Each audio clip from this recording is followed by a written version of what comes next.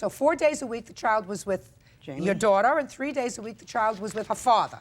Yeah. And it was during those 3 days that during the period of time that she was with the father, that you made purchases for your granddaughter and brought them to your son-in-law's home. Is that right? Yeah.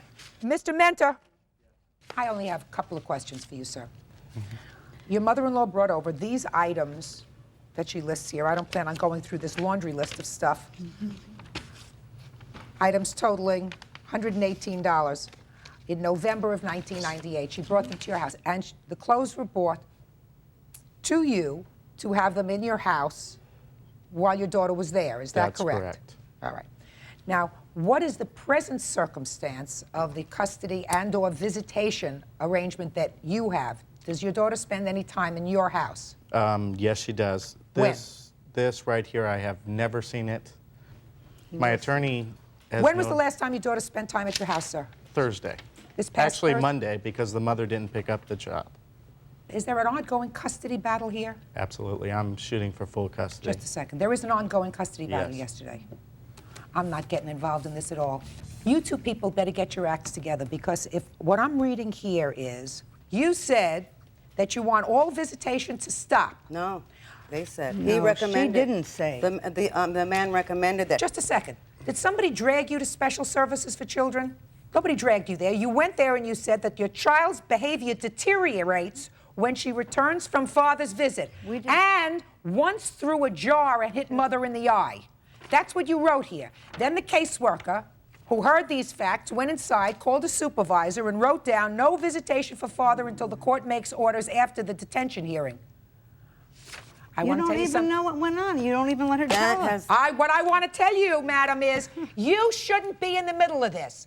And all I'm asking is, your daughter does spend time with you? Yes, she does. Okay.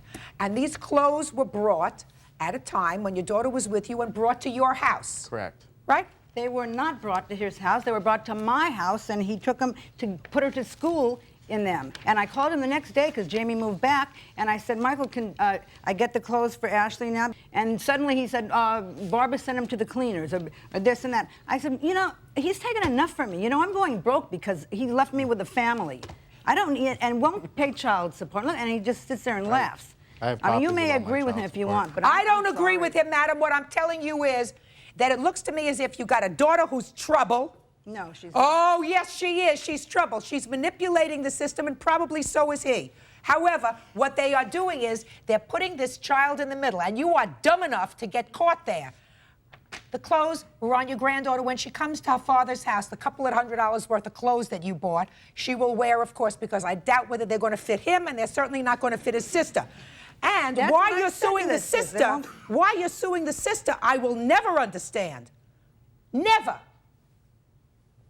She's got a countersuit against you for abuse of process. They were in her house. They were That in her house. You faxed her a letter. You want the clothes back, and she didn't give them back to you. Is that why you're She suing her? refused. She said to me, they're Michael's clothes. You gave them to Mike. I mean, really sarcastic to me. And she calls all the shots because I have a letter he wrote, Mike wrote to me, and if I had any You have questions. a drug to speak problem? to- No, I don't. Did you ever have a drug problem? No.